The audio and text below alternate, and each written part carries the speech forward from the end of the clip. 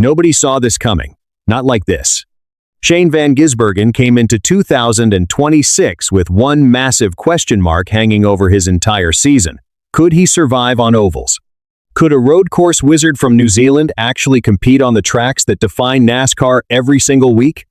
7 races and the answer is leaving drivers speechless.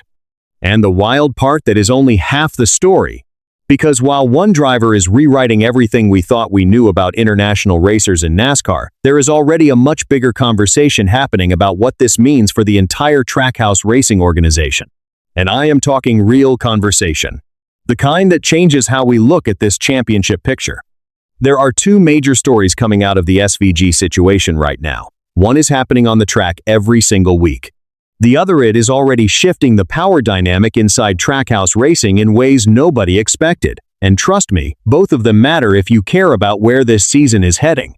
So before we break it all down, if you're a real NASCAR fan who lives for this stuff every single week, do me a favor. Hit that like button and subscribe to NASCAR Dispatch. And if you love honest, passionate NASCAR talk from real fans, you're in the right place. Now let's talk about what just happened. News number 1, and this is the one that has the entire NASCAR garage genuinely talking right now. Last year, Shane van Gisbergen on ovals was a problem, a real problem. 31st at Phoenix, 34th at Las Vegas, 32nd at Homestead. Road courses? Untouchable. 5 wins. Dominant. Ovals? A completely different story. And I am telling you, coming into 2026, most people in that garage expected the same pattern. Then 2026 started. Atlanta 6th place. Career best oval finish. Phoenix 11th. Darlington 14th. Martinsville 11th. Think about that for a second. 4 top 15 oval finishes in one season. From a driver who could barely crack the top 30 on ovals just months ago. That is not improvement. That is transformation. And SVG said it himself after Atlanta. I feel like we're 8th to 15th most weeks, which probably doesn't sound like a lot, but we started tracks running 30th. It's been a huge improvement. I'm pretty stoked about that. NASCAR insider Eric Estep said it plainly on his podcast. We've seen other world-class road course ringers come to NASCAR and take years to not even master the ovals, just get competitive on ovals.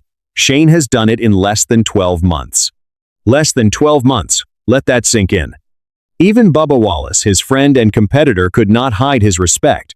I went to dinner with Scotty McLaughlin last weekend. I said SVG will win on an oval soon. He's good. He's really, really good. And here is the thing, when drivers start telling each other at dinner that someone is going to win on ovals, that is not small talk. That is a verdict. And then broadcaster Will Buxton on Fox's Speed Show said something that stopped everyone cold.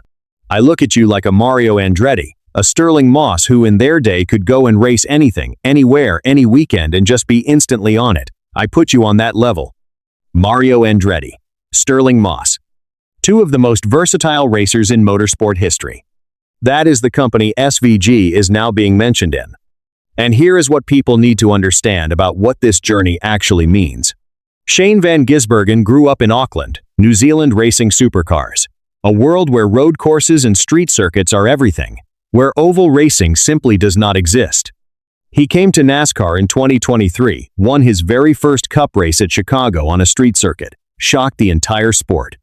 But road courses in NASCAR, there are only a handful, and under the new 2026 Chase format, points matter every single week. Every oval, every short track, every intermediate. SVG said it himself.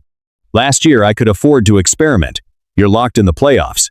Now you need to get as many points as you can every week. The risk-reward ratio has changed a lot. Think about that for a second. A driver who built his entire NASCAR identity on road courses, completely rebuilding how he races, how he thinks, how he approaches every single weekend. That is not just talent. That is commitment. That is a driver who refused to be defined by one type of track. As a fan, that is one of the most compelling personal stories in this sport right now. Now, that's where news number 2 comes in. Because SVG's improvement is not just a personal story anymore. It is reshaping the entire Trackhouse racing organization in ways that nobody predicted when this season started. 7 races in SVG sits 14th in the standings, 16 points above the playoff cut line, outperforming teammate Ross Chastain, who sits 5 spots below him, Denny Hamlin said it on his Actions Detrimental podcast. Did not sugarcoat it. He's outrunning his teammates. He's been one of the lead Trackhouse cars. The story is more that he's outrunning Ross. And sources close to the Trackhouse organization suggest the internal dynamic has shifted significantly. That SVG is now being treated as the team's primary points contender, not just the road course specialist. That resources and focus are increasingly being directed toward making sure his oval program continues to develop at this rate. Now, let me be completely clear. Trackhouse Racing has made no official statement about any internal hierarchy changes. Justin Marks has not publicly addressed any shift in team priority between his drivers. Nothing formal. Nothing confirmed at any level.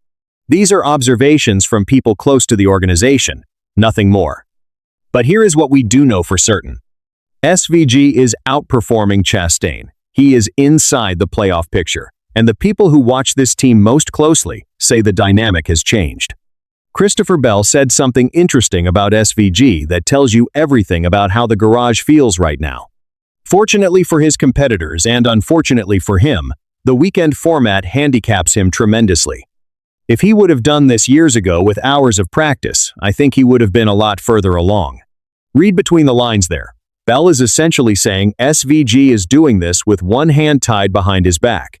Limited practice, limited tire sets, and he is still finishing top 15 on ovals. That is the scary part for everyone else in that garage. What happens when he gets more reps, more data, more laps under his belt?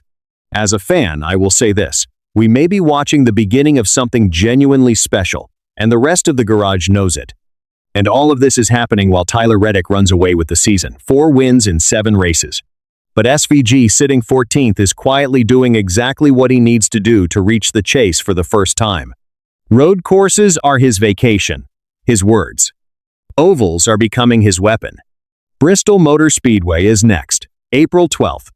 Bristol is a short track, physical, aggressive, exactly the kind of oval where SVG has been showing his biggest gains. This is where we find out if the improvement is real under real pressure. Either SVG delivers another strong oval result at Bristol and the championship conversation around him becomes impossible to ignore. Or the short track intensity exposes gaps that still need closing, and we pump the brakes on the hype. Either way, the early 2026 season just became must-watch television every single week. And as fans, this is why we love it. The racing, the strategy, the drama, the rivalries. So what do you think? Is Shane Van Gisbergen for real on ovals, or is this still too small a sample to draw conclusions?